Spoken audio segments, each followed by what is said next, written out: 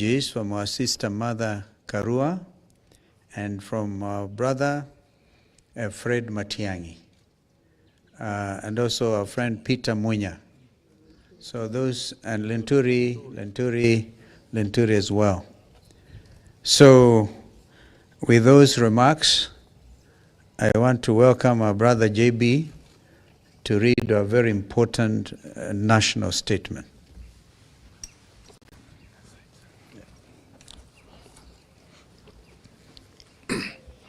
Hi, cousins.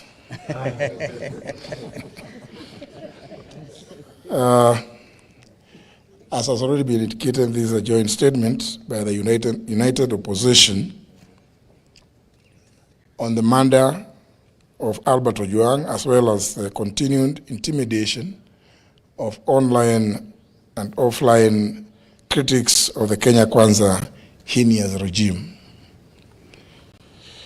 Fellow Kenyans, 3 years ago, none of us could have imagined or predicted that we would be standing in front of you today in shock and horror, listing the atrocities and premeditated killings of Kenyans by the current regime. 3 years ago, many of us were on opposite sides of the political divide. We advocated for our plans and manifestos, eager to make a difference for our country, for the better, for posterity. Whether on the Kenya Kwanza, all Azimio la Umoja, One Kenya alliance sides, none of us gathered here today would have made plans to offer security or ensure that our staff and their families, indeed our own families, have a hotline for protection and help, because the threat of abductions and illegal detentions was an imminent reality. We simply did not imagine it. Nor could we ask any Kenyan to prepare for it. This aberration has been perpetuated by the increased illegal surveillance, abductions, and illegitimate detentions, some of them ascribed to mistaken identity. It has become the modus operandi of a callously inhumane, Ruto-led regime. It is one, if not the major reason, why senior members of the Kenya Kwanza have been impeached, forced into resignations, or indeed have been sacked because they questioned and sought answers for these indecent atrocities that go against human understanding. It is the reason, ladies and gentlemen, that these brave souls, unbound and uncompromised, stand here as the united opposition determined to komboa Kenya. Friends, our beloved republic, when that 1-year-old Albert Ojwang walked back to his home in Migori on June 6, 2025, neither he nor his parents, his relatives, and his young wife were aware that these were his last hours on earth. Albert was neither sick nor wounded.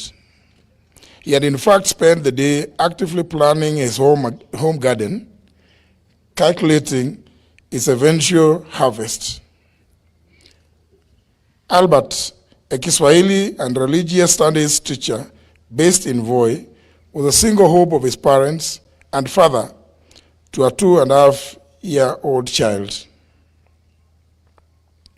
Albert was picked up by police officers riding motorcycles in Kakot, Homa Bay, and taken away because of an alleged offensive social media post about a senior police officer, now identified as the Deputy Inspector General of Police, Eliud Lagat. 32 hours later, after the police who arrested Albert assured his parents that he was well and only needed a heavy overcoat because Nairobi was cold, Albert was dead. Why Albert was moved from Mawega police station in Homa Bay to Nairobi 400 kilometers from the alleged area of incident, and specifically Central Police Station in Nairobi, and checked in under OB number 13/7/6/2025 at 9:35 p.m. on Saturday, June 7th, remains unclear. There are 26 hours that remain unaccounted for between Homa Bay and Nairobi. 26 hours when a healthy man, having lunch with his young family, arrived, according to many sources, bleeding with serious injuries, 26 hours before being declared dead on arrival, allegedly at Bagathi Hospital, Nairobi, at 1:39 a.m. Today, ladies and gentlemen, this is no ordinary gathering. Albert's family has questions. We too have questions. Kenyans have questions. And indeed, the international community has questions. We all demand answers to the following. 1.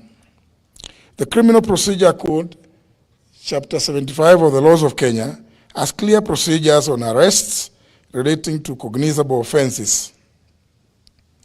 There should have been a formal complaint and an arrest warrant. Kenyans want to know if there was a formal complaint by the Deputy Inspector General of Police Eliud Lagat, and if so, at what police station? Which date and time was this complaint recorded? Was it the OB entry number of the said was there an OB entry number for the said complaint? Number 2, we demand to know why Albert was moved from Mawego Police Station, Homa Bay, to Nairobi, and specifically Central Police Station, and which officers accompanied him by name and rank. Central Police Station, Nairobi area, has CCTV coverage. Number 3, we demand to know where the footage showing Albert being brought in and leaving the station is, and whether it's been provided to the family lawyers. If there is no footage, we demand to know who ordered for the cameras to be switched off. When Albert was picked up in Homa Bay, he had no physical injuries. He was having lunch with his wife. We demand to know who inflicted the grievous and extensive injuries on his body. Number 5, it's been reported that Albert was in solitary confinement at Central Police Station. Why was Albert considered a high-risk criminal to be confined in solitary? If he was not in solitary confinement, as alleged, who are his cellmates and how many were they? We therefore demand to know that demand to be shown the cell register to show whether he was with other inmates or he was in solitary confinement. Number 6, yesterday, June 10th, 2025, we've read and heard that the Director of Public Prosecutions, the DPP, directed the Independent Policing Oversight Authority, IPOA, to expedite investigations on circumstances surrounding the death of Albert and report within 7 days. This is a cover-up and a diversionary tactic to delay this matter. The mandate of the DPP under the Constitution of Kenya is to direct the National Police Service and the Directorate of Criminal Investigations in writing to do investigations, not to direct the IPOA. The postmortem on Albert is clear, and all Kenyans have formed this opinion. He was murdered. In light of the foregoing, we are calling not just for the resignation, but for the arrest and arraignment in court of the Deputy Inspector General of Police, Eliud Lagat, within 24 hours from the issuance of this statement.